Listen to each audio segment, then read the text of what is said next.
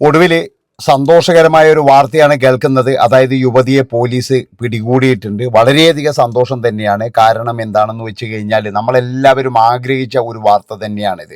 ഒരുപാട് വേദന തോന്നിയ ഒരു സംഭവം തന്നെയാണ്. ദീപക് എന്ന് പറയുന്ന ചെറുപ്പക്കാരൻ്റെ മുഖം മനസ്സിൽ നിന്നും മറക്കാൻ കഴിയുന്നില്ല. ഒരു മലയാളികൾക്കും മറക്കാൻ കഴിയില്ല.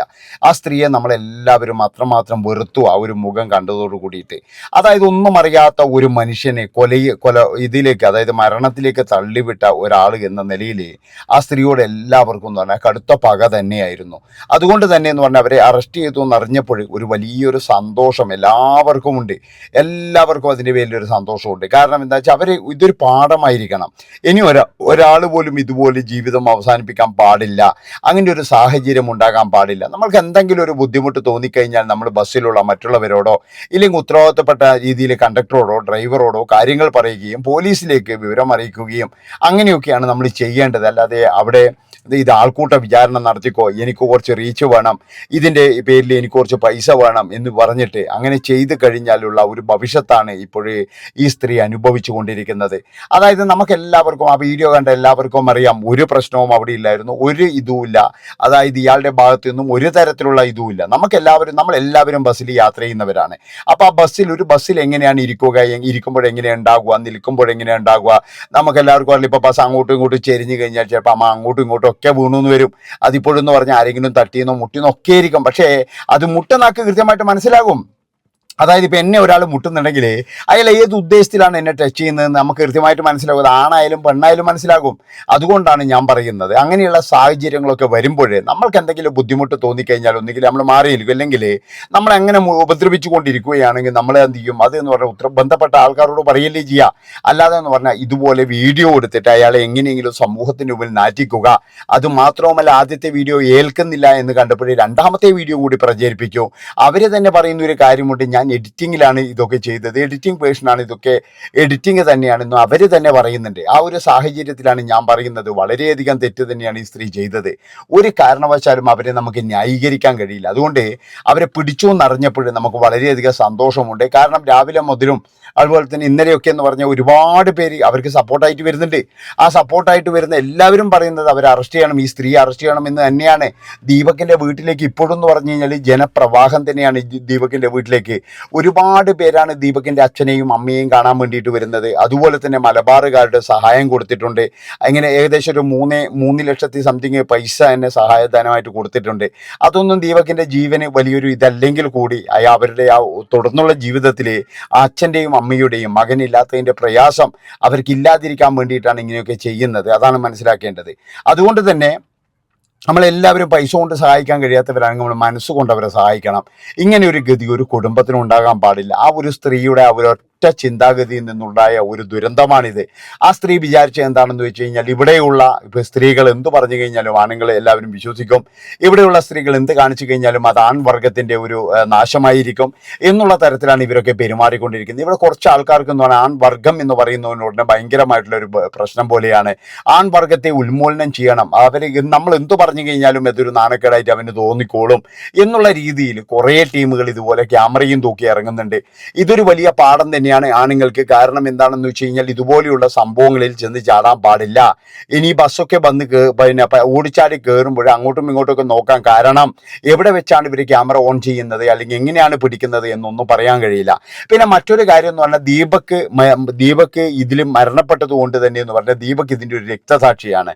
അതുകൊണ്ട് തന്നെ എന്ന് പറഞ്ഞാൽ ഇനി എന്തെങ്കിലും ഒരു സംഭവം ഉണ്ടായിക്കഴിഞ്ഞാൽ ആൾക്കാർ ആദ്യം തന്നെ ഓർക്കുന്ന ദീപകിനെയാണ്. അതുകൊണ്ട് തന്നെ എന്ന് പറഞ്ഞാൽ ആൾക്ക് ഇനി പറയുന്നവർക്ക്, അതായത് ഇനി ഇതുപോലെ ആരോപണങ്ങളിലൊക്കെ വന്ന് പെട്ട് കഴിഞ്ഞാൽ അവർക്കൊരു ധൈര്യം കൂടി കിട്ടും. കാരണം എന്താണെന്ന് വെച്ച് കഴിഞ്ഞാൽ നമ്മുടെ നിരപരാധിത്വം തെളിയിക്കാം എന്നുള്ള ഒരു ധൈര്യം കിട്ടും.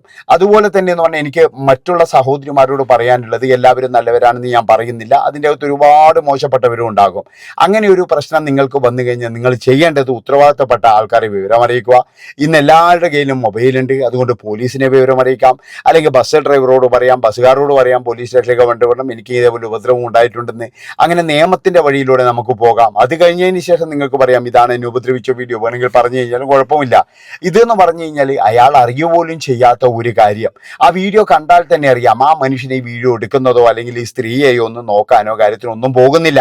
അയാൾ എന്തോ ആലോചിച്ചു കൊണ്ടിരിക്കുന്നു. അയാളുടെ ആ ഒരു ജീവിതത്തെ പറ്റിയാണോ, അയാളുടെ ജോലിയെ പറ്റിയാണോ, അയാൾ വേറെ എന്തെങ്കിലും പറ്റിയാണോ, എന്തോ ഒരു സംഭവത്തെ അയാൾ ഇങ്ങനെ ആലോചിച്ചു കൊണ്ടിരിക്കുന്നതാണ് നമുക്ക് എല്ലാവർക്കും തോന്നുന്നത്.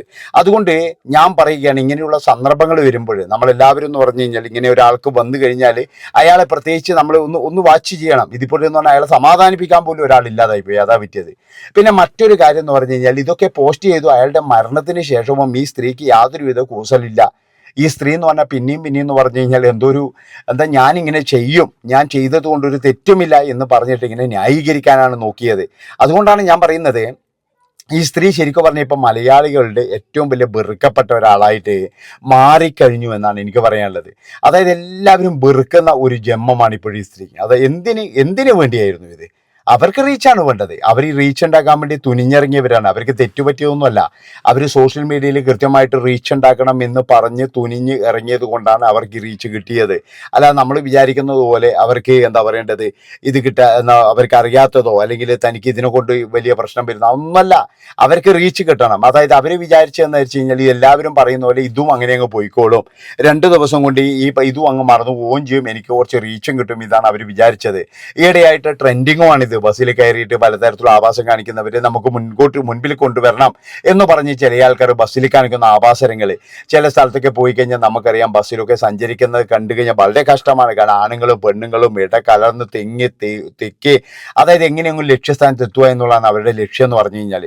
അപ്പം അങ്ങനെയൊക്കെയുള്ള ഒരുപാട് എല്ലാവർക്കും ഒന്നും കാറോ ബൈക്കോ ഇതൊന്നുമില്ല. ഇന്നും ബസ്സിൽ യാത്ര ചെയ്യുന്ന ഒരുപാട് ആൾക്കാരുണ്ട്. വൈകുന്നേരം നിങ്ങൾ പോയി കഴിഞ്ഞാൽ ഒരു 4 മണിക്കൊക്കെ പോയി കഴിഞ്ഞാൽ ബസ്സിൻ്റെ അകത്തുള്ള തിരക്ക് കാണാൻ കഴിയുമായിരുന്നു.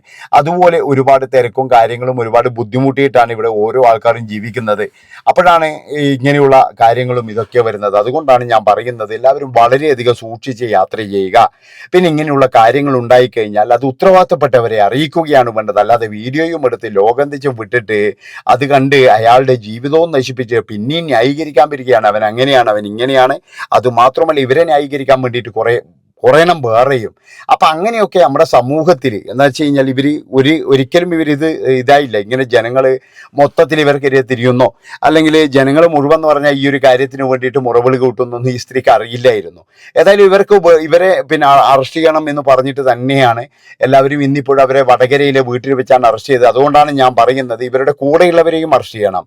അതായത് ഇവരുടെ കൂടെ ആരെങ്കിലും ഇവർ ഒളിപ്പിച്ചിട്ടുണ്ടെങ്കിലോ അല്ലെങ്കിൽ എന്ന് പറഞ്ഞാൽ ഞാൻ പറഞ്ഞല്ലോ ഇവരൊക്കെ എന്ന് പറഞ്ഞാൽ മുഖം പൊത്തിയിട്ട് എന്തിനാണ് ഇവരൊക്കെ പോകുന്നത്, മുഖം കാണിച്ചിട്ട് തന്നെ ഇവരെയൊക്കെ പുറത്തു കൊണ്ടുവരണം എന്നാണ് എനിക്ക് പറയാനുള്ളത്. പിന്നെ ഇന്ന് പർദ്ദക്കിട്ടിട്ടാണ് ആ സ്ത്രീ വന്നിരിക്കുന്നത്. പർദ്ദ എന്നൊക്കെ പറഞ്ഞാൽ നല്ലവരായ മുസ്ലിം സ്ത്രീകൾ ഉപയോഗിക്കുന്ന ഒരു വസ്ത്രമാണ്. ആ വസ്ത്രത്തിൻ്റെ ആ ഒരു പവിത്രയെ പോലും ഇങ്ങനെയുള്ള സ്ത്രീകൾ നശിപ്പിച്ചു കൊണ്ടിരിക്കുകയാണെന്ന് മാത്രമേ എനിക്ക് പറയാനുള്ളൂ.